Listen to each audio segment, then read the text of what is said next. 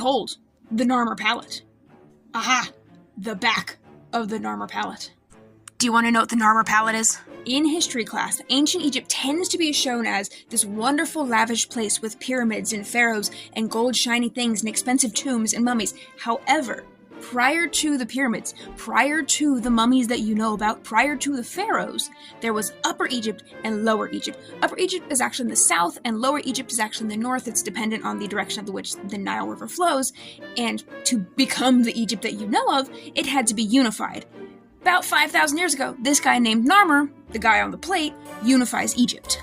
He is the precursor to ancient Egyptian history as you know it. So, what's going on with our fancy palette here? The dude in the middle, that's Narmer, okay? The thing on his head is the white crown of Upper Egypt. He's got a mace in his hand, and his stance is referred to as the smiting pose, and it's seen for the next 3,000 years in ancient Egyptian history. He's got the head of his foe down in his hand there in the corner, but above that, we've got a falcon and some marshy things. The falcon is the god Horus, and the whole image is perceived as possibly being a personification of Lower Egypt. So one of the interpretations of this whole image is that it is the unification of Egypt itself. Also, this guy right over my shoulder is holding sandals.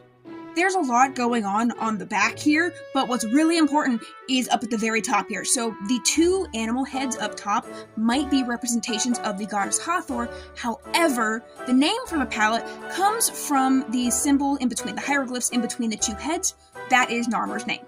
And unlike other ancient Egyptian artifacts, this one is never going to come to a museum close to you. This one stays in Egypt and will always stay in Egypt. It is that important.